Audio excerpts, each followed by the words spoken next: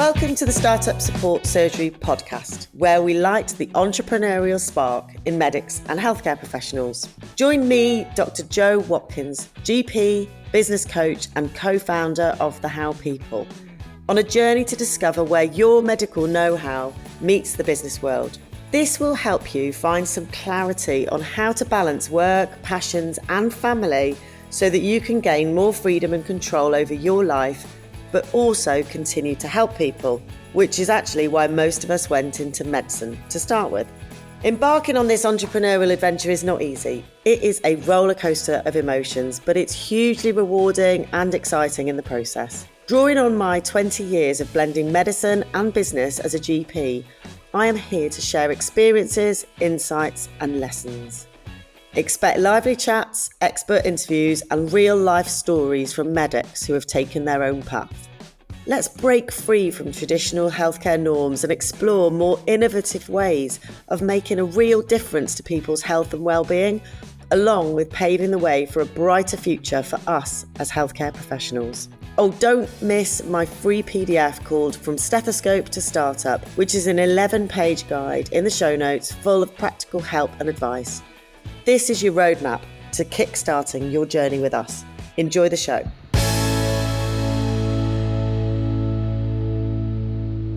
Hello and welcome to the Business Startup Surgery, brought to you this week by Dr Dave Hindmarsh. Don't worry, Jo's okay. She hasn't fallen into a massive vat of testosterone or something like that. What we've done to celebrate her past 30 superb episodes is that we'd metaphorically and physically turn the microphone back round on her. So we'll be interviewing her all about her podcast and what sort of led her to this moment so far. Dr. Jo Watkins is a portfolio GP, business coach and mentor, wife, mum of four, and a venture-loving entrepreneur with a small business owner who contributes coaching, consulting and mentoring with a passion for connection, community building and collaboration into, more importantly, that one-to-one coaching packages and a thriving group program of medics, for which I can proudly call myself one of them. But more importantly, Jo is an absolute phenomenal human being. She has connected a multitude of people, myself included in this, and being at the receiving end of her words of wisdom and putting in touch with other people, she has managed to push and thrive and make others really develop into their own personal careers. I always look forward to her voice notes, so I thought I would use some of the voice notes that we'd been doing backwards and forwards and turn it into an episode. Jo's random fact, which she's got two, you may already be aware that we are both fellow Liverpool graduates. She is also a Nordic walking instructor. But the third one, which she's going to think I'm weird for picking up, is that she used to play the tuba. I'm going to ping round to you. Were you in a brass band or an orchestra? I was in an orchestra and the wind band. To be honest, they needed somebody with a bit of welly in the brass department, and my exploits as a flautist were obviously not needed, and I was moved to play the tuba. Fair enough. So I'm in small world, so I grew up in a brass band. So as soon as I saw that, I thought I had to jump on that. I was in a brass band down in Suffolk. I used to play tenor horn, and my dad and brother both used to play B-flat tuba. So I saw that and just went like, we'll talk about that one. Yeah, I loved it. It was great. So Jo, 30 episodes. What a phenomenal achievement. And thank you for handing over the reins just for this episode. Very exciting. I should get you to introduce me more often. I sound much better when you tell it than I do when I tell it myself. Well, I had to do a bit of digging, seeing as you just basically, the only note you gave me was, you know me. And I was like, thanks for that. But, come on. So, I appreciate, and maybe a bit of personal curiosity in terms of content creation, in terms of, I think actually it's sometimes nice just to actually get your thoughts behind this, because clearly you are very successful from a business perspective anyway.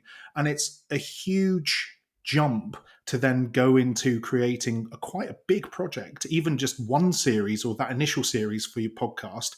Like, let's take a rewind, because it was September 2024. You got your business going from that perspective.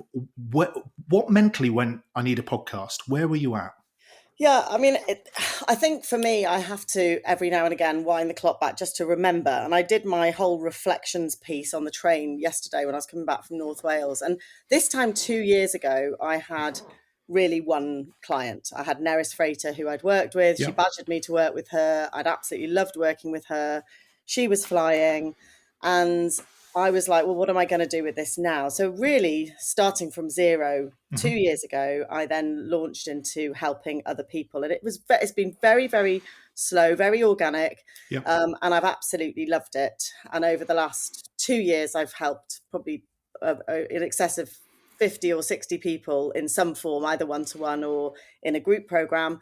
And then obviously with some of my free stuff as well. So that I've created something that I'm really excited about, really proud of, and that I absolutely love. And I think what it's done is put all of my 15 years of experience, all of the failures, all of the learnings, and it's put that together in something that I really feel is helpful to somebody at the beginning of their journey or in that kind of stuck state, which we get into sometimes as medics when we go into this different world of business. But last year, a lot of people had said to me, well, you should do a podcast. You should do a podcast. And I was thinking, well, I don't just want to do a podcast. Like, if I'm going to do something like that, it's got to be, something that I really feel passionate about, but also it's got to have some sort of purpose. Like, there's lots of podcasts out there.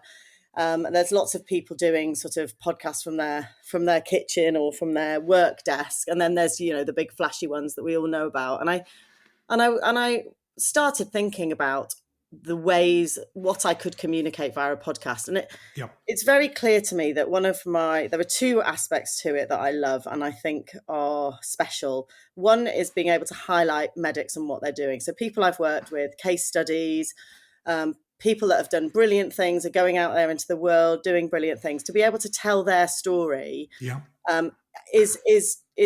is an advantage to me and them. And actually I set about doing it to be able to highlight them, to be able to say, look at what they're doing in the world, look at what this person has actually made happen.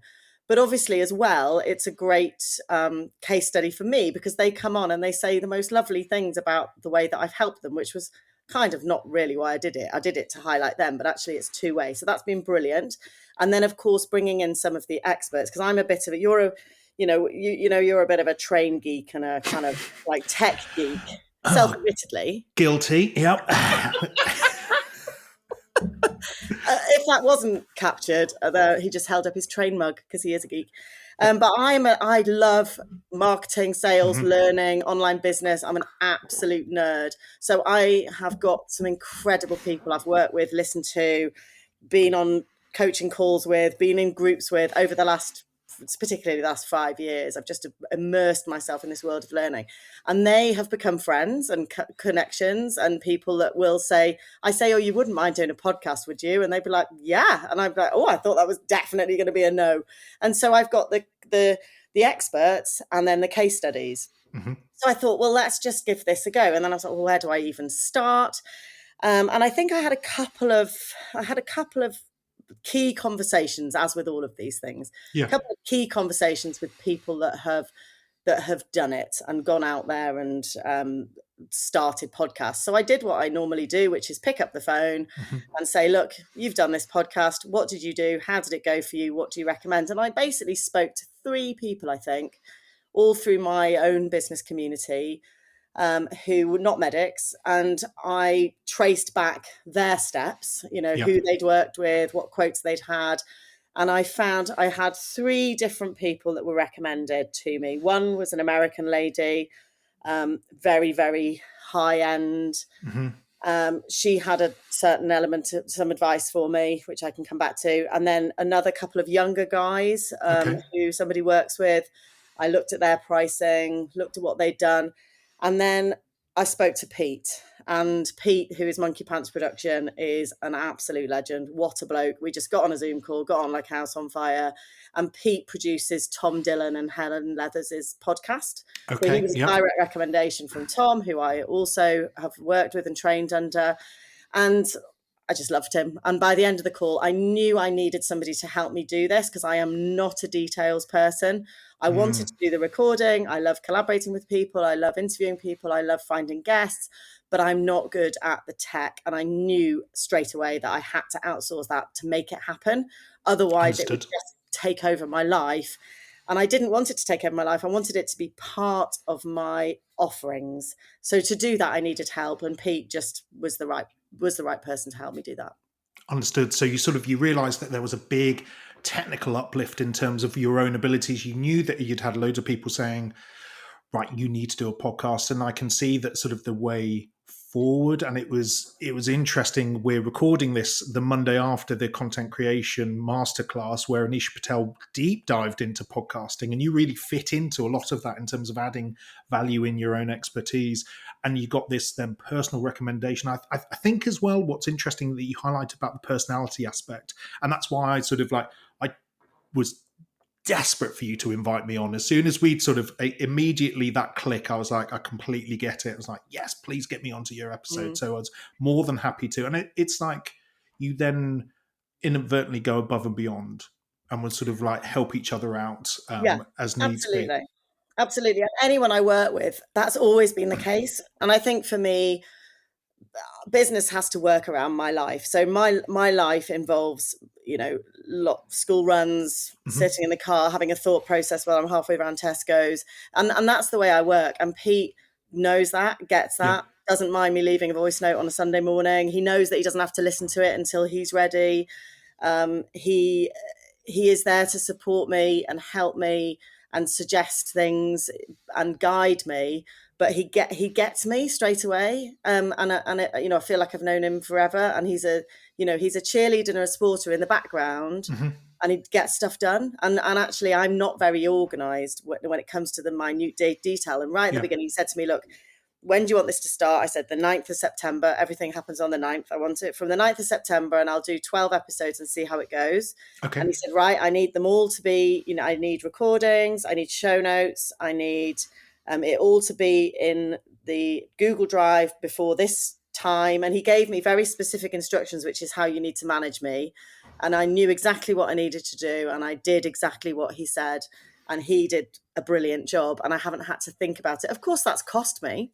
But as far as I was concerned in August, well, it was about this time last year, I was like, I am going to put X amount towards marketing, and I'm going to throw it all into a podcast, because it's been the best thing for my business and for me to be able to get out there and signpost. That's what I found most valuable.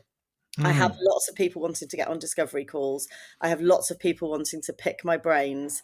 And I say this, if you have the same email saying, can I pick your brains about blank? If that happens over and over again, then you need to create some content that means that you can say, yes, listen to this episode, and this episode, read this book, come back to that. And then if you still really want to take this forward, then let's jump on a discovery call. Because I just haven't got the capacity to answer those questions one-to-one anymore. And the podcast has enabled me to do that. And most people come on it and they say, oh, I listened to one, and then I found myself listening to all 30 of them in 2 weeks. And it's answered so many questions I had, and I now feel ready to move forward, or business is the last thing I want, or I'll be ready for this when the kids are a bit bigger, or whatever. It gives people that ability to make a decision as to whether they want, what steps they want to take next once they've listened to it. So it really helps. I was going to say, because you almost then, it's another filtering mechanism for you, that you've got these people that you're supporting your own business in terms of like, go away, listen to this. And I've seen you comment on other people's posts, certainly on LinkedIn, where I know you sort of hang out majority of the time, in terms of where you recommend directly to people saying, I've got this problem, saying like, listen to this episode. Yeah. And then sort of leaving it at that. So has there been, obviously, so you've got it in your mind, I'm going to do a podcast, you put all of your marketing budget into it, and you've come out with these business support, you've managed to streamline some of your discovery calls and sort of not get rid of, but sort of appropriately educate and move on clients that, not being rude, just aren't suitable for you at this moment in time. Have there been any hidden benefits? I think the biggest hidden benefit is the escalation between somebody finding out about you and somebody trusting you with their time, money, stress, worry.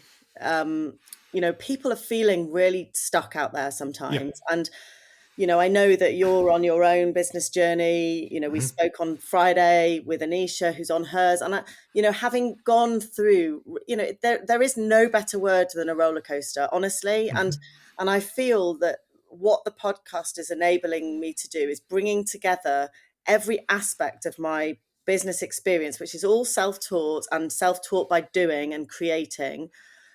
And I'm able to explain all of that. And the best way of me explaining it is to have a conversation with somebody. So if somebody comes into my world, previously it would have been like, well, have a look at her Instagram. Oh, that's a bit shit. And she doesn't really post very often. Have a look at LinkedIn. She's not very good at that either. Oh, just trust me, she's nice. Or trust me, she knows what she's talking about. And so this has just escalated that. So people, and I am genuinely myself. I don't ever show up trying to be something I'm not. I swear a bit and I'm quite relaxed about stuff and I have a bit of a laugh about things. I don't take things too seriously. But I'm really passionate about what I do. And I think the secret benefit has been that people have that little bit of an insight into what it's like to work with me, because I'm not for everybody. And so if you want that shiny, glossy, highly polished business coach who sends you, templates to fill in and all that, I'm much more organic than that. Like what you get is all of me in front of you when we have a power hour, or if you're part of the group membership, I will give and give and give. But if it's not the right fit, then it's not. I don't try and fit people into the mold. So somebody understands me by the time they come to work with me, having listened to the podcast. Absolutely. And I'm going to throw your 3 words back at you of know, like, and trust. And I think actually that's what the podcast, certainly from my perspective, did. We've gone from a very generic LinkedIn, hi, I might be suitable for you, and you just almost end up deleting it, to then going, you know what, I'll listen to one and going, hang on a second, actually, personality-wise, yes, I really like what you're saying. I'm not too bothered about the gloss and the detail. So actually, for me personally, it was like, yep, I completely get this. As long as it's done is better than excellent. And then you sort of sound like, and then after the discovery call, it's like, yeah, absolutely. And we'll see whether we can help each other out. So it's that, again, you can see that, but my story's repeated time and time again. And you see it from all of your people that you've worked alongside. It's that similar bit. And going back to Friday, like Anisha was sort of saying that she ended up binging your whole podcast as well. Other people saying like, yeah, I've listened to it. I've listened to all of them. I did exactly the same within a very short period of time, binged the lot of them, thoroughly enjoyed it. I was actually really pleased because I'd actually missed a couple of episodes. And before we booked this, you'd given me a couple to highlight. And I was like, right, I'm going to go back to them as well. Oh, I missed them out. Brilliant. So going to certain case studies that you'd sort of highlighted one, you've already mentioned Neris Freitas. So should we start there in terms of why you highlighted her specifically? Yeah. And I think before I look at specifics, I think the really important thing for me is that people aren't listening to these podcasts.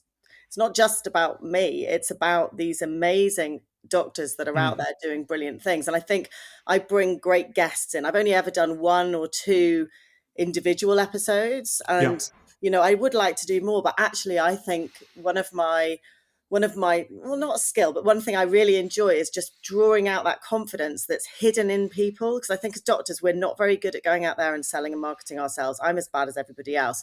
But actually being in an interview process where it's just the 2 of us, it feels quite personal and people open up.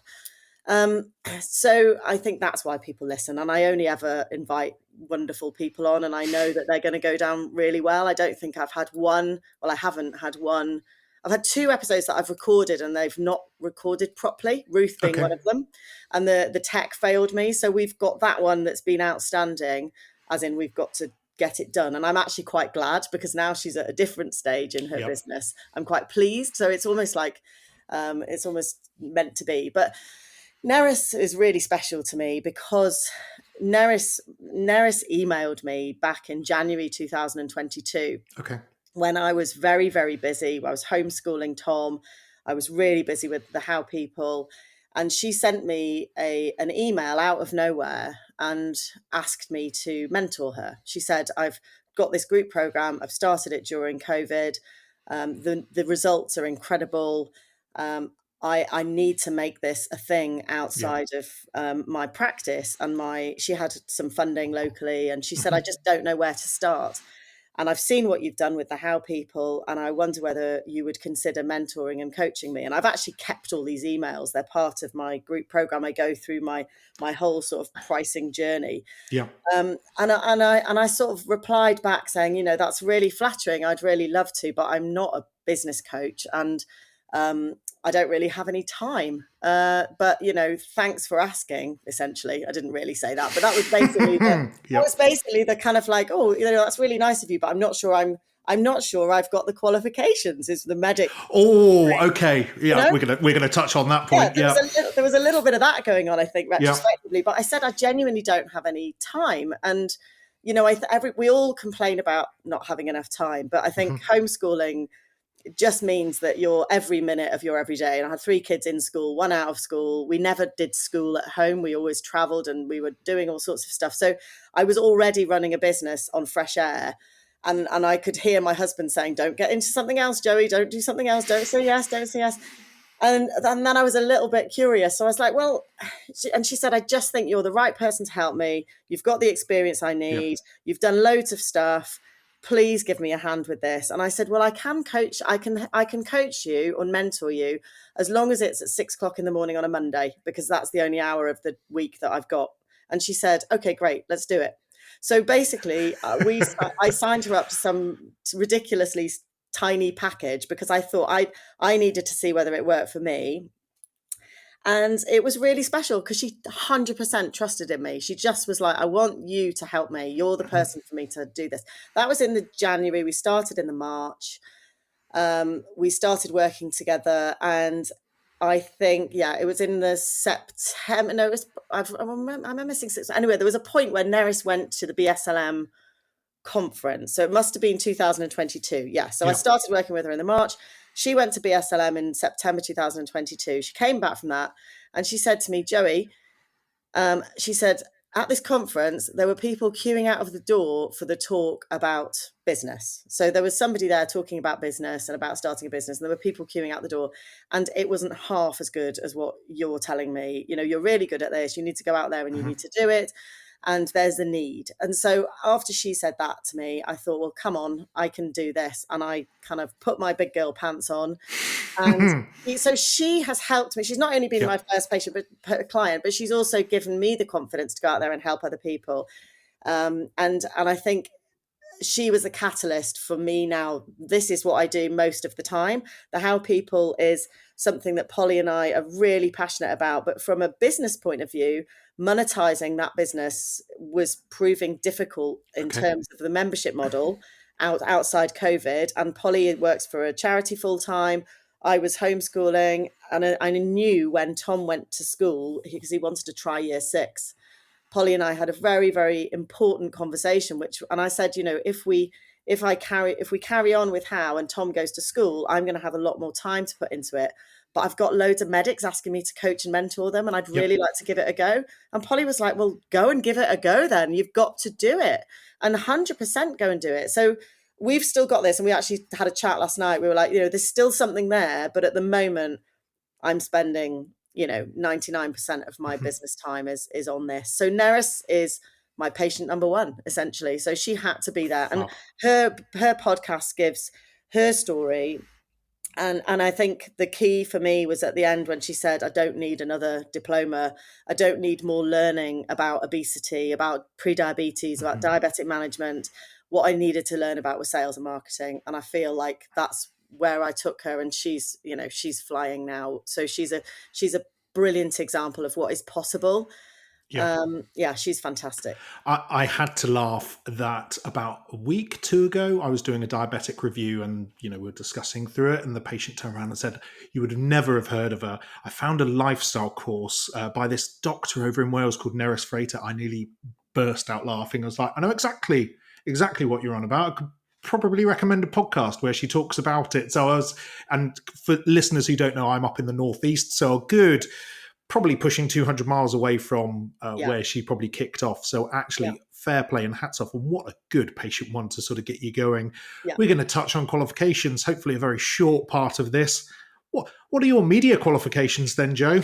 Yeah, my media qualifications are huge. What I actually did, the first time Neris paid me a proper amount, so we started off with ridiculous. I think the first time I put something out, I charged £97 for 12 weeks of group coaching because I wanted Neris and a couple of other people. And Caroline Gibson, who is one of the Life Med community leads with Adam Smith, she came along as well. So there was me and Neris and Caroline at 6 o'clock in the morning for 12 weeks. And then after that, I realized I realized the amount of experience and understanding and learning that's in my head because of the years of doing plus the years of learning that I've put in. And I was able to very quickly step into the shoes of saying, well, actually, I want to make this a thing and I need to monetize this properly. So the first £1,000 that I earned from Neris, I then spent that on getting a coaching qualification because I did feel like I needed a qualification, which is how everybody feels. But I wanted to do, and I'm actually really glad I have because I've been able to recommend it to others, having gone through it myself. So I did Tom Dillon's coaching qualification. I messaged loads of people and said, I'm thinking about coaching, but I think it's more business coaching than life coaching. But I'd quite like to understand what coaching is because I didn't really get it. And I'm really grateful I did it for experience, but I'm really much more of a mentor or a business consultant than I am a coach. I don't sit there listening and letting you come up with, I'm much more directive in my approach. So did I need to have transitional life coaching as a qualification? Probably not. Okay. Did I need to go and have an MBA in marketing? Definitely no.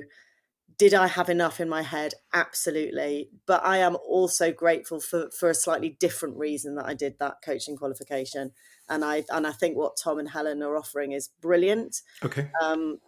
So yeah, I don't have any podcast training. Nobody's told me that I'm good enough to support anybody with their business, but I'm safe in the knowledge that having done, and I think because my business journey involves essentially 4 businesses, one product-based granola business.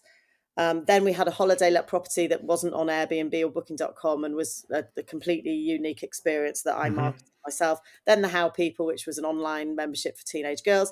Then this, I kind of feel like I've got, jumped through different business model hoops, which I think gives me the lens of being able to support people, irrespective of what the business model is that they're currently doing. Absolutely. And you can hear it on the podcast episodes that you almost reflect back to one of those 4 businesses of like, oh, you're more of this. So let me just draw on my experience there and sort of bringing it forward that way. So sort of you got the coaching qualification, that you got no podcast training, probably because it's someone overpricing a made up qualification, if I'm being so facetious. But I think we need to talk about equipment wise, because everyone I think feels that you need fancy microphone, fancy studio. I'm recording in my consultation room on my coffee break or on my lunch break. You look like you're in your living room from that point. So talk me through what equipment do you invest in anything or what's going on? Well, I think from an equipment point of view, the first thing is that production piece and who's going to help you with that. Yeah. And those 3 conversations, the price points were very different. So the lady in America that I spoke to, who was producing a podcast for some people I know, very nice lady. But with that came a huge price tag.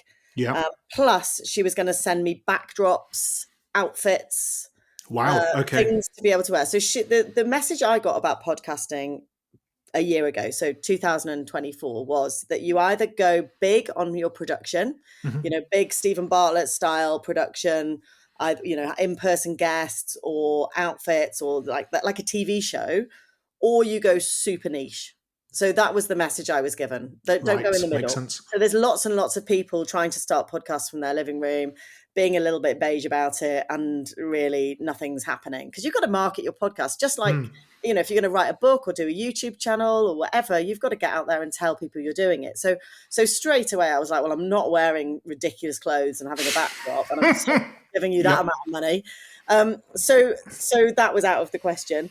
And I knew that I just wanted it to be really, really organic and me, which involves being in my living room. I mean, I've actually plumped the cushions up, Dave, so you'll be like, oh, I feel honoured. I can't see that bit of carnage there. But I am literally, and you'd probably go mad at me, but I'm literally I've just pressed play on my computer. I've got no microphone, no headphones, and no proper camera. So this could be very much improved, but at the moment, this is enough. I use Riverside, which is because Pete and I had a conversation. It makes it a lot easier for him to upload the stuff. It makes little magic clips for me. To be honest, A couple of times it hasn't worked very well, and I've used Zoom, and that's fine too. And then I upload it into a Google Drive, and then he and I share the Google Drive. So I have no equipment, but I do have a Yeti microphone, as you do, in my bag down there. I do have a phone that would probably be a better camera. Again, it's somewhere else. But no, you just need to start. And actually, it's all of these like equipment, or is it about, I'm worried about not being able to get any guests. I'm worried about not knowing what to say. I'm worried about the equipment that involves. I'm worried about the time it takes. These are all, barriers keeping us safe, stopping us doing something scary. And we know what it's about. Is it the right medium for your clients? I think that's the thing. And we know from what Anisha said on Friday that podcasting in the healthcare space is very, very underused. I think there's lots of potential, but we've got to think about who we're talking to. There's no point, going to the expense and the hassle of creating a podcast if your ideal customer is not going to be listening to a podcast. So the How People's a really good example. We struggled with our social media reach because we were trying to help everyone with everything by just being on Instagram. Whereas actually what we needed was to get an influencer to help us be on TikTok. Yeah. And then a podcast would have been perfect for the parents. So you've got to know, and this is where it all comes back to who you're talking to, who you're helping, being really specific, not trying to go too broad. If you're helping somebody with a low inflammatory diet for rheumatoid arthritis, then that's what your podcast is about. And just like everything, just keeping it super specific, because it's really noisy out there now. In the podcast, YouTube, online space is noisy. So the more specific, the better. I want to learn about my diet for my rheumatoid arthritis from somebody that just talks about that. I don't want to know about it from anybody else. Understood. And I think actually as the Americans will say, the riches are in the niches, or however you sort of put it down from that way. And I agree as well that thinking about your end audience. So for me, I listen to it Monday morning. I'm in the car, I'm driving to, one of my jobs that I do. It's a 20-minute, half an hour drive. Monday morning, that's the first podcast that's on. Let's see what Jo Watkins has done from that way. And on the reverse, actually, I probably don't have the time, as I'm sure a lot of doctors do, to sit down and watch a half an hour, 45-minute video of you talking through, though very interesting, about what's going on. It is something else is happening in the meantime. Completely have to agree in terms of the equipment, keeping it low and keeping it simple, just from my own personal perspective. And also I've just started to use Riverside just for some of my video content creation, an amazing bit of software. So if you're thinking about it, either podcasting, video content, it's worth the investment. And I can see you've then offset a lot of the editorial stuff, which is, I'm just about to offset some of my editorial stuff and realizing even just the idea creation that it's a huge amount of work. I completely underestimated it from that perspective. So we've talked about Neris in terms of your guests. Absolute phenomenal episode. Make sure you go and check that one out.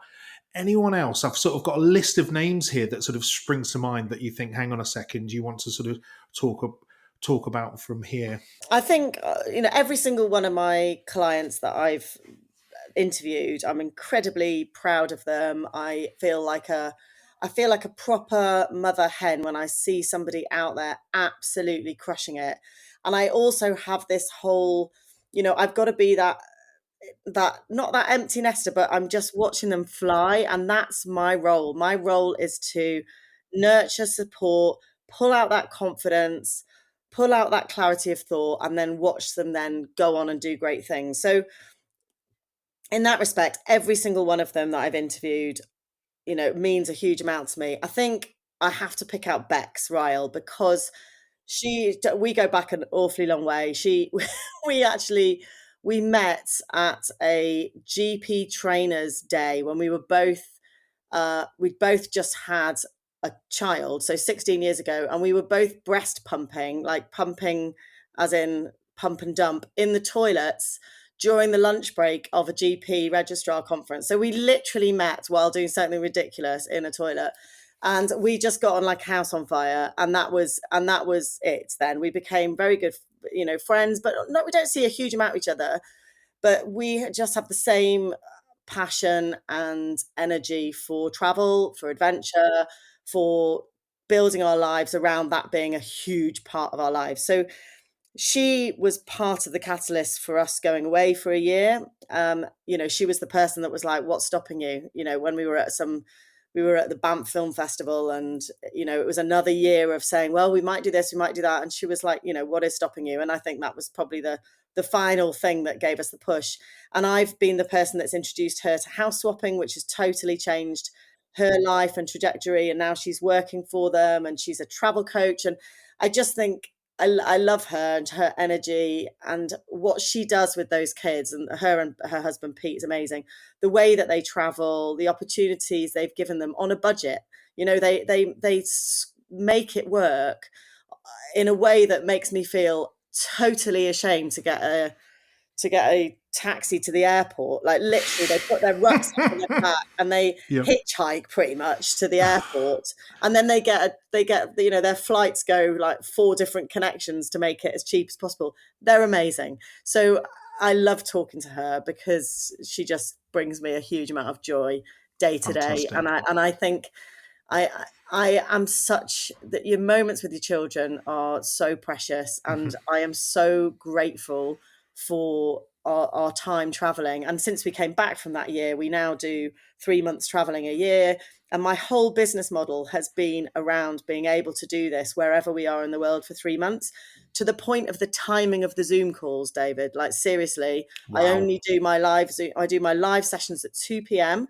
so that if we're in Asia, it's 10. And if we're in Canada, it's 6. So, and my whole business model is based on us not being in the UK all the time.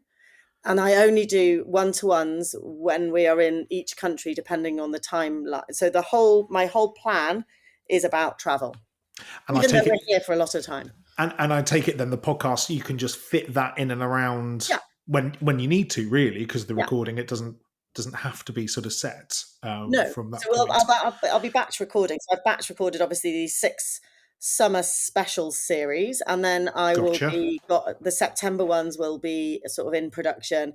And what I'm going to do from September is I'm going to have a new episode twice a month, and then I'm going to highlight one of the older ones on the alternate months, because as Pete always says to me, don't let the old episodes die. Because when somebody finds you, they binge watch. But actually being able to highlight and being able to do maybe some YouTube shorts or some little videos around those episodes, because I've not really marketed the podcast massively on its own. So that was my plan from September, so that I get 2 new guests a month. Okay.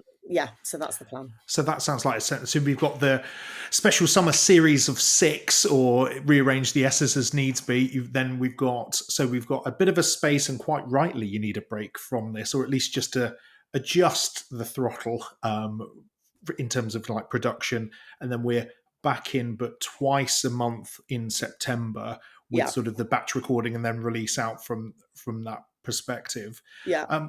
I think that has been a superb behind the scenes sort of look. Huge congratulations. And in terms of like producing such a wonderful podcast with, the 30 episodes that are out there, I was so pleased actually that we're continuing on this journey. Sort of like, we've got the summer series of 6 to sort of look out for. And I cannot but wish you the very, very best of luck for series 4. Thank you, Jo.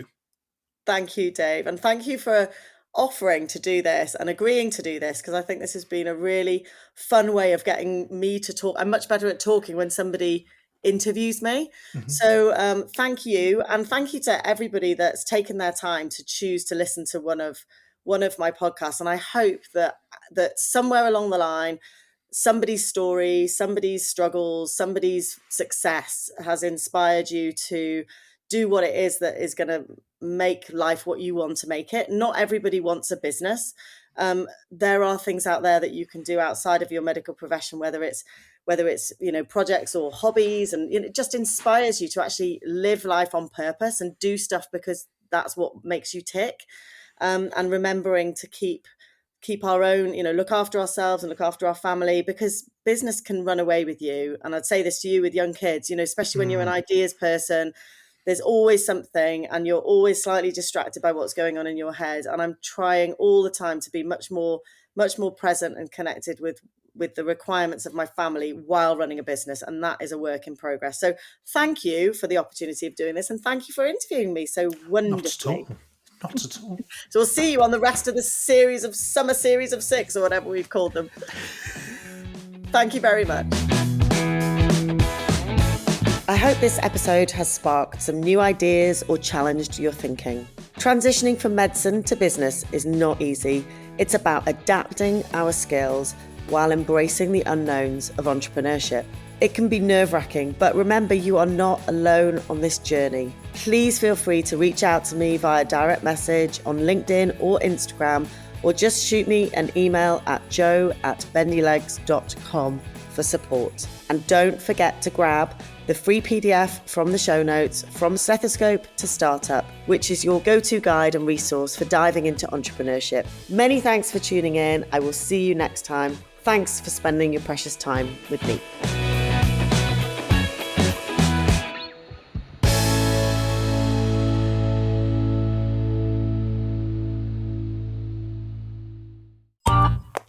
This has been a Monkey Pants Productions podcast.